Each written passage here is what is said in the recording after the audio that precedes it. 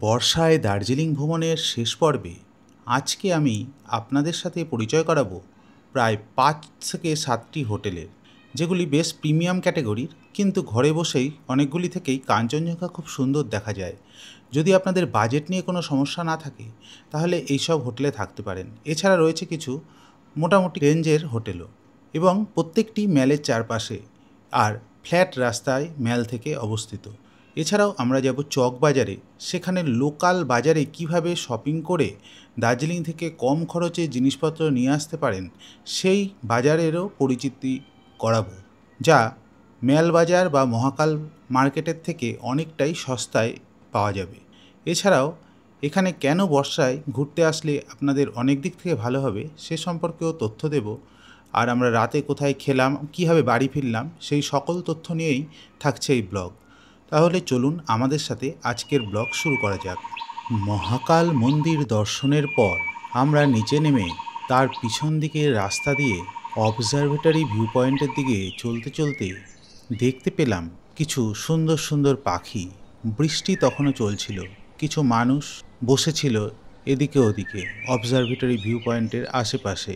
বেশিরভাগ জায়গায় ছিল ফাঁকা, আর সেই ফাঁকা রাস্তার পাশ দিয়েই আমরা যেতে যেতে দেখে নিলাম লিপস্টিক বার্ড পাখি, আর সামনেই পড়ল হোটেল ড্রিমল্যান্ড। এই রাস্তায় কয়েকটি হোটেলের মধ্যে হোটেল ড্রিমল্যান্ডও একটি বিশেষ এমন হোটেল যেখান থেকে কাঞ্চনজঙ্ঘা খুব ভালোভাবে দেখা যায়। এছাড়াও কাছেই অবজারভেটরি ভিউ পয়েন্ট হওয়ায় আপনারা বেরিয়েই কাঞ্চনজঙ্ঘা দেখতে পাবেন শীতের দিনে। চলুন আমরা ভিতরে একটু হোটেল সম্বন্ধে দেখে নিই। ভিতরে ঢুকেই সুন্দর লন আছে, আর এরকম আকাশ পরিষ্কারে সুন্দর ভিউ পাওয়া যায়। এই হচ্ছে হোটেল ড্রিমল্যান্ড। আপনারা ইচ্ছে করলে এখানে থাকতে পারেন, ফোন নম্বরে ফোন করে নেবে। ভাড়া অবশ্য এখানে একটু বেশি। এবার দার্জিলিং ভ্রমণের প্রতিটি ব্লগেই আমি দিয়েছি প্রচুর পরিমাণে হোটেলের খোঁজ আপনাদের পুজোর ভ্রমণের জন্য, আর এর জন্যই আমাকে একটি সাবস্ক্রাইব করে আমার পাশে থাকবেন, এটুকুই আশা রইল আপনাদের প্রতি। তারপরে আরেকটু সামনের দিকে হেঁটে এই হচ্ছে অবজারভেটরি ভিউ পয়েন্ট। বৃষ্টি তখনও চলছিল চারিদিকে। রিমঝিম বৃষ্টির মধ্যেই সকলে বসে আড্ডা দিচ্ছিল, আর হাতে মুঠো ফোনে যে যার মতন ব্যস্ত ছিল এই প্রাকৃতিক মনোরম পরিবেশের মধ্যেও। আর হোটেল ড্রিমল্যান্ডের একটু পরেই যে হোটেলটি রয়েছে সেটি হচ্ছে হোটেল হারমিটেজ। আমরা হাঁটতে হাঁটতে চলে এলাম এবার এই দিকেই। এই হারমিটেজ হোটেল খুব প্রিমিয়াম ক্যাটাগরির হোটেল। সিজনে ভাড়া থাকে ৬ থেকে ৭,০০০ টাকা। এদের ওয়েবসাইট থেকে আপনারা বুক করতে পারেন। চলুন সামনে ভিতরে গিয়ে সামান্য একটু দেখে নিই ভিতরে অবস্থা। এই হারমিটেজ হোটেলের ভিতরে গিয়েই পেয়ে যাবেন এদের রিসেপশন সেন্টার, বুকিং সেন্টার, আর ভিতরে কয়েকটি ফ্লোরে থাকার জায়গা রয়েছে। ঘরগুলোও খুব সুন্দর প্রিমিয়াম ক্যাটাগরির। আমরা এখানে ডাইনিং রুমও একটু দেখলাম। যদি দার্জিলিংয়ে এসে ঘরে বসে কাঞ্চনজঙ্ঘা দর্শন আপনার ফার্স্ট প্রায়োরিটি হয় এবং একটি হিল ভিউ খুব সুন্দরভাবে উপভোগ করতে চান, তাহলে হারমিটেজ হোটেলের বিকল্প নেই, যদিও এর কস্ট কিন্তু অনেক বেশি। এইখান থেকে ভিউ খুবই মনোরম, ফলে ৬-৭ হাজার টাকা বাজেট থাকলে আপনারা থাকতে পারেন এই হোটেলে। আর তার ঠিক পাশেই রয়েছে হোটেল ডলফিন। এই ডলফিনেরও কয়েকটি ফ্লোরের ৩-৪টি ঘর থেকে খুব ভালো কাঞ্চনজঙ্ঘা দেখা যায়। হোটেলের কন্ট্যাক্ট নাম্বারের সাথে আমি অবশ্যই গুগলের রিভিউ দিয়ে দিচ্ছি, আপনারা এগুলো দেখে নিয়ে সিদ্ধান্ত নেবেন নিজেরা। দার্জিলিংয়ে ম্যালের ঠিক পাশে আর মহাকাল মন্দিরের থেকে একটু দূরেই ঘরে বসে খুব সুন্দর পাহাড়ের ভিউ এবং কাঞ্চনজঙ্ঘা উপভোগ করতে গেলে এর আগের যে দুটি হোটেল দেখালাম তার সাথে এই ডলফিন হোটেলটিও উল্লেখযোগ্য। এখানে আপনি ৪০২-৩ নম্বর ঘর থেকে খুব ভালো কাঞ্চনজঙ্ঘা উপভোগ করতে পারবেন। এছাড়া ৫০২-৩ নম্বরেও কিন্তু ভালো কাঞ্চনজঙ্ঘা দেখা যায়। আর এর হোটেলের রেটটি কিন্তু হারমিটেজের থেকে একটু কম, ফলে হারমিটেজের থেকে মোটামুটি অর্ধেক ভ্যালুতে আপনারা এখান থেকে কাঞ্চনজঙ্ঘা উপভোগ করতে পারবেন। আর এটি অবজারভেটরি ভিউ পয়েন্টের কাছে অবস্থিত হওয়ায় যে কোনো সময় আপনারা সেখানে খুব সহজেই পৌঁছে যেতে পারবেন।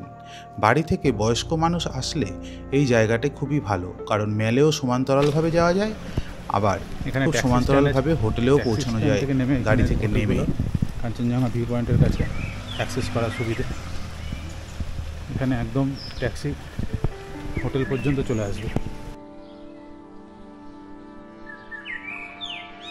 আমরা এগিয়ে চলেছি এখন রাজভবনের পাশে। এই ডান দিকে রয়েছে রাজভবন, ডান দিক থেকে রাস্তা চলে যাচ্ছে আর বাঁ দিক দিয়ে আমরা চলে যাব। এই ডান দিকে রাজভবন আর বাঁ দিক থেকে আমরা গিয়েই পেয়ে গেলাম প্রথমেই আরজে রিসর্ট। আরজে রিসর্ট ম্যাল থেকে মাত্র 3-4 মিনিট হাঁটা দূরত্বে এবং সমান্তরালভাবে যাওয়া যায়। এটি ম্যালের খুব কাছে অবস্থিত একটি বড় রিসর্ট। এখানে খরচ একটু বেশি, ঘর খুব প্রিমিয়াম ক্যাটাগরির। এখানে স্পা, রেস্টুরেন্ট ইত্যাদি সব রকম সুবিধে কিন্তু রয়েছে। আর আরজে রিসর্ট থেকে বেরিয়েই আমাদের চোখে পড়ল এই কালিকা হোটেলের। কালিকা হোটেলের এর আগে আমরা খোঁজ নিয়েছিলাম। এই হোটেলটার খরচ একটু কম এবং গুগলে কিন্তু এর রেটিং খুবই ভালো। এই কালিকা হোটেলেও আপনারা ইচ্ছে করলে বুক করে থাকতে পারেন, যা ম্যাল থেকে খুব কাছে হবে। তারপরে আমরা একটু এগিয়েই চলে এলাম মহাকাল বাজারে। এই নিউ মহাকাল মার্কেট এখন বসে গোর্খা টেরিটরি অফিসে সামনে।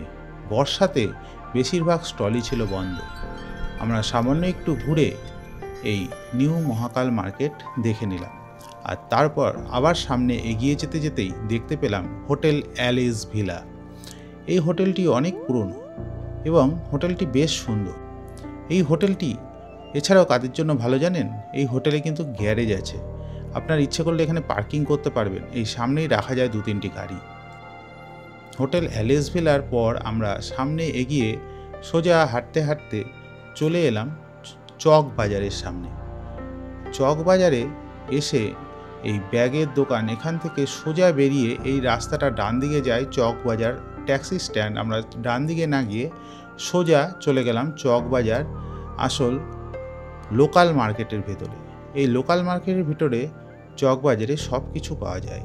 জামা কাপড়, মুদিখানার দোকান, ইলেকট্রনিক্স, সবজি, মাছ, মাংস, গাছপালা, কি পাওয়া যায় না সব কিছু একবার এই বাজারে ঢুকলে কম দামে সব কিছু পাওয়া যায়।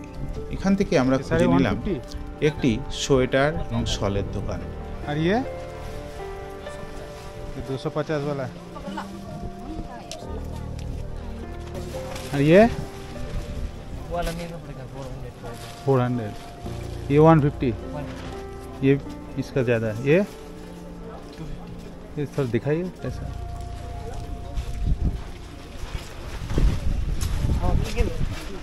तो नीचे 150। अच्छा ভালো রে।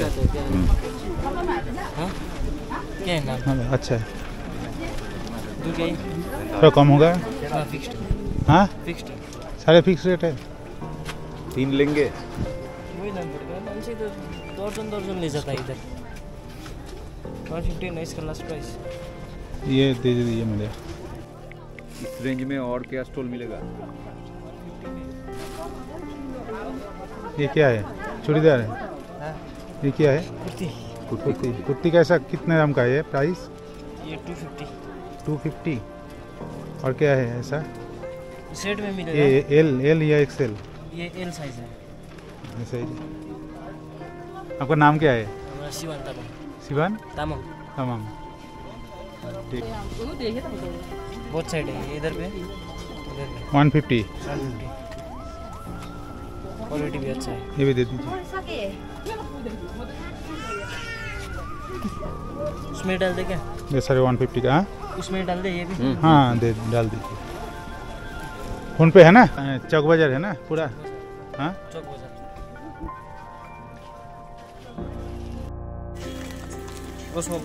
ये कितना? 150। ये भी 150। ये भी दे दीजिए। सारे खरीद लिया आप। ये भी है प्रिंटेड। सेम स्टॉल है वही उसका ही सेम ही है। इसका उसका ही कलर है। ठीक है ये 6000 ले। ठीक है प्रिंट ठीक है। थोड़ा सा विंटर के लिए अच्छा चलेगा। इधर भी 150। बहुत साइड है। ये लीजिए 250 पड़ेगा। कश्मीरी बोलते हैं ना। ये 250। 250 क्वालिटी अच्छा ये कश्मीरी कश्मीरी प्रिंट बोलते हैं इसको। बहुत सारे हाँ ये भी कश्मीर पे। इधर भी है।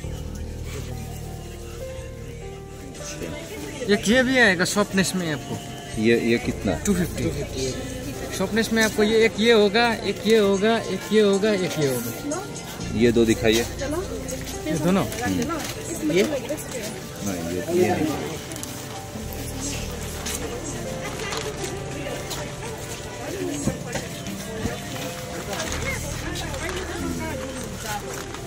वो एक बार এটা এটা কম্পন আছে। देखाओ देखाओ देखाओ। ঠিক আছে কনফার্মস মানে डिजाइन डिजाइन स्टाइल है। एक ये भी है इसमें। अच्छा আমরা এখান থেকে সস্তায় শীতের স্টোল কিনে ফেললাম অনেকই, তাতে আমাদের প্রায় 3000 চক টাকা বাজারের খরচ ভিতরে হলো। আমরা এখন আছি। আর লোকাল মার্কেট, এটা লোকাল বাজার।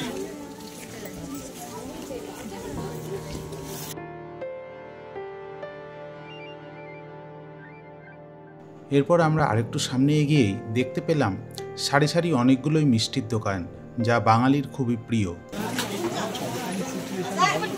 চলে এসেছি দার্জিলিংয়ে মিষ্টির দোকানে। কত দাম? 15? কোনটা? এইটা এই পাশে, এই পাশেরটা কত? 200 টাকা।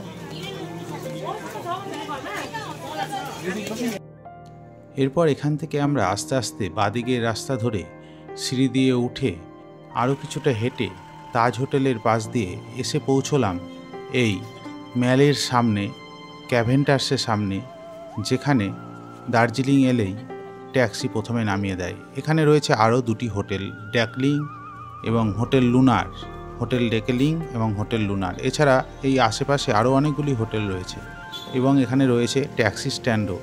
এখানে হোটেলগুলিতে থাকলে খুব সহজেই ট্যাক্সি ধরার সুবিধে পাওয়া যায়, তবে তার পাশের হোটেলগুলো থাকলেও যে খুব অসুবিধে হয় তা নয়। এই ক্যাভেন্টার্সের ঠিক উল্টো দিকেই রয়েছে পদ্ম রেস্টুরেন্ট, যেখান থেকে মাত্র 130 টাকায় ভেজ থালি, 150 টাকায় ডিম থালি পাওয়া যায়, যা আমি আগের ব্লগে দেখিয়েছি, আগের ব্লগটি দেখে নিতে পারেন। এখান থেকে খেয়ে দিয়ে আমরা চলে এলাম হোটেলে এবং সন্ধেবেলায় শেষ দিনে আবার বেরিয়ে চলে এলাম ম্যালে। বৃষ্টির মধ্যে এক অসাধারণ অনুভূতি হচ্ছিল আমাদের। এই বৃষ্টিমুখর দার্জিলিং আর চারিদিক মেঘে ঘেরা, এই অনুভূতি এক অন্য ধরনের। এখানে আসলে তবেই আপনারা বুঝতে পারবেন।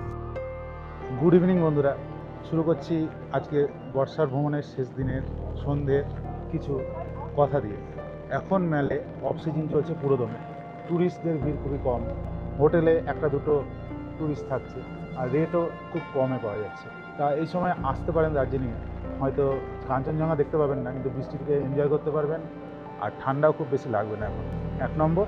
2 নম্বর, শ্রাবণ মাসের সোমবারে অবশ্যই আসবেন। আমার ব্লগে দেখতেই পাবেন যে শ্রাবণ মাসের সোমবারে মহাকাল মন্দিরে কিন্তু বিশাল উৎসব চলে, জল দেওয়া চলে। এই উৎসবটা অবশ্যই এখানে অনুভব করতে পারেন এসে, এটা একটা বিশাল পাওনা। আর 3 নম্বর, এখন খুবই ডিসকাউন্টেড রেটে যে হোটেলের ভাড়া 3000 টাকা আছে তারা 1000 টাকায় দিয়ে দিচ্ছে, মানে এতটাই ট্যুরিস্ট কম আছে। তাই এই কম খরচে আপনারা দার্জিলিংকে এনজয় করতে পারেন, ভিড় ঠেলাঠেলি কম হবে। আর আরও ডিটেলস সব কিছু আপনি ব্লগে দেখতেই পাবেন। আর এই কুয়াশা ভেজা দার্জিলিংয়ের ম্যাল দেখতে কিন্তু বেশ ভালোই লাগে। বৃষ্টির মধ্যে বাড়িতে বসে না থেকে সময় থাকলে অবশ্যই দেখে নেওয়া যায় এরকম রিমঝিম বৃষ্টি পাহাড়ের বুকে। এটা হচ্ছে ফাউন্টেন মোড়, ফাউন্টেন ঝর্নার বাঁদিকে আস্তাবল রোড, আর ডান দিকেই চলে যাচ্ছে গ্লেনারিসের দিকে। আমরা ওইদিকে এখন যাব এবং রাতে একটু খাবো। হোটেলেই খেতে পারতাম, কিন্তু দেখলাম একটু বাইরে ঘুরে নিয়ে আজকে শেষ দিন বৃষ্টির মধ্যে। ছাতাও একটা নিয়ে নিয়েছি বড় দেখে এখানে কিনে। এই বড় সাইজের ছাতাগুলো এখানে 250 টাকা করে পাওয়া যায়, খুবই সুন্দর। আর ছোটো ছাতা 200 টাকা, 150 টাকা, বেশ ভালো। আর দেখুন, টুরিস্ট একদমই নয়, লোকাল লোক আর সামান্য কিছু টুরিস্ট। এমনকি এখানে ট্যাক্সিওয়ালারা দাঁড়িয়ে ডাকাডাকি করছে যে কালকে সাইট সিন হবে নাকি। এত বৃষ্টি যে সাইট সিনেও লোকে যেতে চাইছে না যারা আসছে। চলে আসলাম গ্লেনারিস।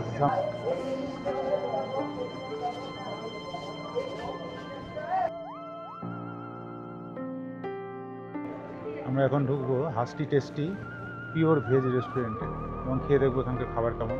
চলুন ভিতরে যাওয়া যাক।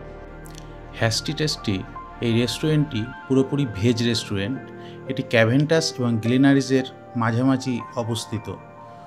রেস্টুরেন্টটি খুব ভালো খাবার দাবার লেগেছে, তবে এখানে সেলফ সার্ভিস, আগে বিল করে তারপর কাউন্টার থেকে খাবার নিয়ে আসতে হয়। এটি একটি আমার ভালো লাগে না এই ব্যাপার। খেয়ে নিলাম রুটি, ডাল মাখনি, মোমো, অল্প অল্প করে রাতের খাবার। আর এখানে খাবারটা ওভারঅল ভালোই লেগেছে। সাধারণ 450 টাকা। কেমন হয়েছে রুটি খেতে? ভেজ রেস্টুরেন্ট, যা পাওয়া যাবে ভেজ।